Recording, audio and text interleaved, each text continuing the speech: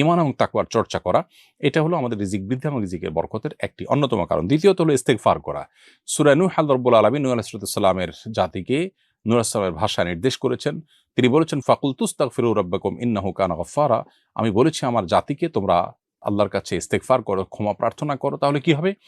আল্লাহ তাআলা বলেছেন তার উপকারিতা বলতে গিয়ে এক পর্যায়ে ইউমদিদুকুম বিআমওয়ালিন ওয়া বানিন ওয়া জাআল লাকুম জান্নাতি ওয়া জাআল লাকুম আনহারা, তোমাদেরকে সন্তান এবং সম্পদ দিয়ে আল্লাহ তাআলা ধনী করবেন, সচ্ছল করবেন যদি তোমরা ইস্তেগফার করো। এখান থেকে বোঝা গেল বেশি বেশি ইস্তেগফার করাও রিজিকের বরকত এবং রিজিক বৃদ্ধির কারণ। তৃতীয়ত আত্মীয়তার সম্পর্ক রক্ষা করা। সহিহ বুখারীর একটি হাদিস রয়েছে, নবী সাল্লাল্লাহু আলাইহি ওয়াসাল্লাম বলেছেন, মান সাররাহু আন ইউবসাতা লাহু ফি রিজকিহি আও ইউনসা লাহু ফি আথারিহি ফালিয়াসিল রাহিমা। যদি কেউ চায় তার রিজিকে বরকত দেওয়া হোক, তার হায়াত বৃদ্ধি করা হোক, তাহলে সে যেন আত্মীয়তার বন্ধনগুলোকে সবসময় ভালো রাখে, আত্মীয়দের সাথে সুসম্পর্ক বজায় রাখার চেষ্টা করে এবং তাদের সাথে কানেক্টেড থাকে।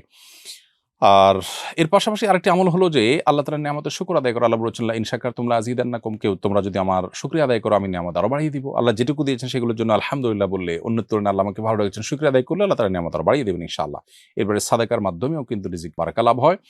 এবং নামাজের পর আল্লাহ তাআলা বলেছেন আমরা যেন মসজিদ থেকে বের হয়ে আল্লাহ তাআলার করুণা তালাশ করি, এবং নামাজ থেকে বের হয়ে মসজিদ থেকে যখন আমরা বের হব তখন আল্লাহুম্মা ইন্নী আসআলুকা মিন ফাদলিকা দোয়া পড়ার শিক্ষা নবীজি দিয়েছেন।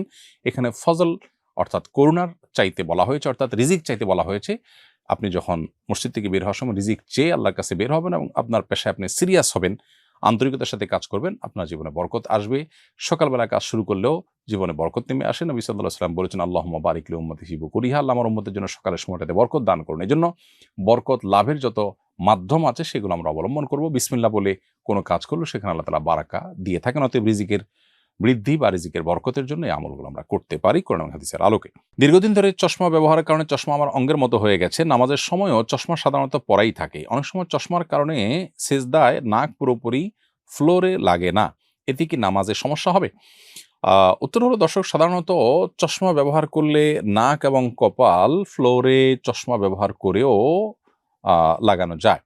যদি আপনার চশমাটা এরকম হয় যে না, এই চশমা পরে সেজদা দিলে নাক অথবা কপাল যে কোনো একটা উপরে তুলে রাখতে হয়, নাক কপাল দুইটা সমান্তরালভাবে ফ্লোরে বা যে জায়গায় সেজদা দিচ্ছেন সেখানে লেগে থাকে না, চশমাটা যদি মাঝের অংশটা এত বেশি উঁচা হয়, তাহলে সেক্ষেত্রে সেই চশমা খুলে আপনাকে নামাজ পড়তে হবে। কারণ নবী করিম সাল্লাল্লাহু আলাইহি ওয়াসাল্লাম বলেছেন, উমিরতু আন আসজুদা আলা সাবআতি আযমিন, আমাকে 7টি অঙ্গের উপর বা 7টি হাড্ডির উপরে, শক্ত অঙ্গের উপরে সেজদা করতে নির্দেশ করা হয়েছে। এর মধ্যে একটা হলো নাক এবং কপাল। অতএব এটা সেজদায় মিশাতে হবে এবং লাগাতে হবে, তা না হলে কিন্তু আপনার সেজদা হবে না। নানার মৃত্যুর পর তার জানাজায় অনেক মানুষ হাজির হয়েছিলেন। লোকে এখনো বলাবলি করে অমুকের জানাজায় ফেরেশতারাও পড়েছে। আমার জানার বিষয় হলো, কোনো মানুষের জানাজা কি ফেরেশতারা পড়ে? আর জানাজা লোক বেশি হওয়া কি লোকটি জান্নাতি হওয়ার আলামত? প্রিয় দর্শক, আপনার প্রশ্নের উত্তর হলো, জানাজায় ফেরেশতারাও কখনো কখনো উপস্থিত হয়। এটি প্রিয় নবী সাল্লাল্লাহু আলাইহি ওয়াসাল্লাম থেকে একটি হাদিস বর্ণিত হয়েছে। যে হাদিসটি সূরা নাসাইতে বর্ণিত হয়েছে, সেই হাদিসের আলোকে বোঝা যায় এবং প্রমাণিত হয়। হাদিসটি সাহাবা রাদিয়াল্লাহু তাআলা বর্ণনা করেছেন যে নবী করিম সাল্লাল্লাহু আলাইহি ওয়াসাল্লাম একটি জানাজায় যাওয়ার সময় তাকে যখন বাহনে চড়তে বলা হলো তিনি অস্বীকার করলেন এবং জানাজা পড়ে ফেরার সময় তিনি বাহনে ঠিকই চড়লেন।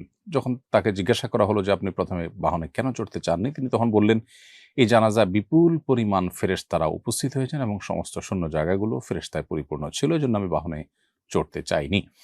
এই হাদিস থেকে পরিষ্কারভাবে বোঝা গেল যে জানাজায় ফেরেশতা উপস্থিত হতে পারে। মানুষের জানাজায় ফেরেশতা উপস্থিত হওয়াটা এটি অস্বাভাবিক কোনো বিষয় নয়। তবে প্রত্যেক মুসলমানের জানাজাতেই যে ফেরেশতারা উপস্থিত হয় এমনটি কিন্তু হাদিস থেকে বোঝা যায় না। এখান থেকে একটি বিশেষ ঘটনায় বোঝা যায়। অতএব বিশেষ কোনো ব্যক্তির ক্ষেত্রে তার মর্যাদা, আল্লাহর কাছে তার সম্মানের খাতিরে ফেরেশতারা তার জানাজায় শামিল হতে পারেন।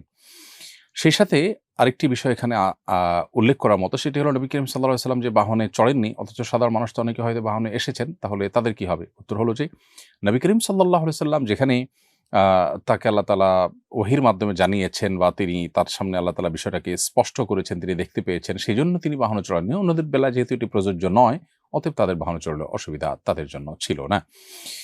আর এই হাদিসের আলোকে বোঝা গেল যে আপনার নানার জানাজায় বিপুল পরিমাণ মানুষ হলে সেখানে কিছু ফেরেশতাও থেকে থাকতে পারেন। ফেরেশতা জানাজা উপস্থিত হলে তার দুটি রূপ হতে পারে। একটি হলো ফেরেশতাকে আল্লাহ রাব্বুল আলামিন জিনের মতো যেকোনো আকৃতি ধারণ করবার ক্ষমতা দিয়েছেন। ইসলামী আকীদা অনুযায়ী ফেরেশতারা যেকোনো আকৃতি ধারণ করতে পারেন। সেই হিসাবে তারা মানুষের আকৃতি ধারণ করে উপস্থিত হতে পারেন। আবার তারা বাতাসের সাথে মিশে যেতে পারেন, মানুষের চোখের আলোয় অদৃশ্য থাকতে পারেন জিনের মতো। যে তাদের উপস্থিতি মানুষ টের পাবেন না, অতএব সেভাবেও তারা উপস্থিত হতে পারেন। দুইভাবেই উপস্থিত হওয়ার সম্ভাবনা রয়েছে। আপনার নানা জানাজায় বিপুল পরিমাণ যে মানুষ হয়েছে তা হতে পারে, তারা সবাই সাধারণ মানুষ। কাকতালীয়ভাবে এটা হতে পারে। আবার আল্লাহর কাছে প্রিয় বান্দা হওয়ার কারণে বা মানুষের কাছে প্রিয় হওয়ার কারণে বেশি মানুষ উপস্থিত হয়ে থাকতে পারেন। আবার এর মধ্যে কিছু লোক ফেরেশতা থাকলেও থাকতে পারেন। বাকি এর কোনোটিকে আসলে হলফ করে বলা কঠিন যে এখানে ফেরেশতারাই জানাজা পড়েছে, এমনটি নিশ্চিত করে বলা মুশকিল। তবে জানাজায় মানুষ বেশি হলে এটি জান্নাতি হওয়ার আলামত এভাবে হাদিসে না আসলেও তবে এটি ভালো লক্ষণ হিসেবে হাদিসে উল্লেখ হয়েছে, যেটি সূরা মুসনাদ আহমদে বর্ণিত হয়েছে। আম্মা জানা আয়েশা রাদিয়াল্লাহু তাআলা বর্ণনা করেছেন যে নবী করিম সাল্লাল্লাহু আলাইহি ওয়াসাল্লাম ইরশাদ করেছেন, মা মিন মাইয়িতিন ইউসাল্লা আলাইহি উম্মাতুম মিনান নাস। কোন মানুষের জানাজা যদি অনেক মানুষ পড়ে, সে যুগে ১০০ মানুষ উপস্থিত হওয়াটা অনেক বিরল ব্যাপার ছিল, কারণ ১০০ মানুষের সমাগমটাও একটা এলাকাতে, একটা জনপদে অনেক বড় বিষয় ছিল। তো সেই ফিগারটা উল্লেখ করে আয়েশা বর্ণিত হাদিসে নবী সাল্লাল্লাহু আলাইহি ওয়াসাল্লাম বলেছেন যে এরকম অনেক মানুষ উপস্থিত হয়ে, ১০০ মানুষ উপস্থিত হয়ে যদি তার জন্য সুপারিশ করে, তাদের সুপারিশ গ্রহণ করা হয়। তার মানে বেশি মানুষ মুসলমানদের জানাজাতে শামিল হলে কোনো ব্যক্তির, সেটি তার পক্ষে আল্লাহ তাআলার দরবারে যে সুপারিশ করা হয় সেটি কবুল হওয়ার লক্ষণ বা আলামত। এটি সৌভাগ্যবান মানুষের একটি চিহ্ন বলা যেতে পারে। তবে চিহ্ন বা আলামত দিয়েই সবসময় মানুষের চূড়ান্ত ফয়সালা করা যায় না। আমরা শুধুমাত্র সুধারণা করতে পারি। এরপরে প্রশ্ন হলো, মোজার উপরে মাসা করার বিধান জানতে চাই। কি ধরনের মোজার উপরে মাসা করা যাবে? একবার মোজার উপরে কতদিন মাসা করা যাবে? এর উত্তর হলো যে মোজার উপরে মাসা করার এই বিধানটি আহলে সুন্নাত জামাতের একটি আলামত। যারা জান্নাতের পথযাত্রী এবং নবী সাল্লাল্লাহু আলাইহি ওয়াসাল্লামের ভাষায় যারা হকপন্থী এবং নবী সাল্লাল্লাহু আলাইহি ওয়াসাল্লামের ভাষায় যারা সাহায্যপ্রাপ্ত দল এবং যারা ফিরকায়ে নাজিয়াহ বা আখিরাতে মুক্তি পাবে, সেই মানুষগুলোর বৈশিষ্ট্য হলো তারা আহলুস সুন্নাহ ওয়াল জামাআহ, সুন্নাতে রাসূলের অনুসারী এবং সাহাবায়ে কেরামের জামাতের অনুসারী। তাদের একটা বৈশিষ্ট্য হলো তারা মুজার উপরে মাসা করাকে জায়েজ মনে করে। অর্থাৎ একজন মানুষ পূর্ণাঙ্গ ওযু করার পর, যে ওযুতে হাত মুখ ধুয়েছেন, পাও ধুয়েছেন, মাথা মাসা করেছেন, পূর্ণাঙ্গ ওযু হয়েছে, ওযু অবস্থায় তিনি যদি মুজা পরেন এবং সেটা পরে তিনি যদি ২৪ ঘন্টা পর্যন্ত এটা পরিধান করা অবস্থায় থাকেন, না খোলেন, তাহলে এর মধ্যে যতবার তিনি ওযু করবেন, পাও ধোয়ার জায়গায় পাও না ধুয়ে ভিজা হাত পায়ের উপরে মুজার উপরে মাসাহ করে নিলেই হবে। উপরের অংশে শুধু একটু টেনে নিলেই চলবে, ২ পায়ে ২ বার ২ হাত দিয়ে।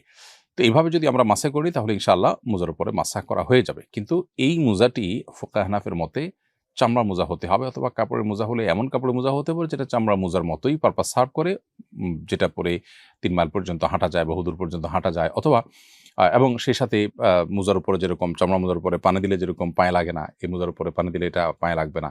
আজকাল যে সমস্ত আপনার সুতার মোজা পাওয়া যায় বা কাপড়ের মোজা পাওয়া যায়, সে সমস্ত মোজাগুলো আসলে এই পারপাস সার্ভ করে না। এই জন্য ফুকাহে হানাফির মতে এই মোজার উপর মাসা করা চলবে না। যদি এ সম্পর্কে সৌদি আরব উলামা ইকরাম বা হাম্বলী মাযহাবের উলামা ইকরাম তাদের মত ভিন্ন। তারা মনে করেন যে এই মোজাগুলোর উপরে মাসা করা চলবে। আর মাসাটা আমরা যখন নিজ ঠিকানায় থাকবো তখন ২৪ ঘন্টা পর্যন্ত আমরা মাসা করতে পারবো। আর যদি সফরে থাকি তাহলে ৩ দিন ৩ রাত পর্যন্ত মাসা করা যাবে। এবং এটা শীত গরম সব মৌসুমে করা যাবে এবং মাসা করার কারণে কোনো সওয়াবের কমতি হবে না। অতএব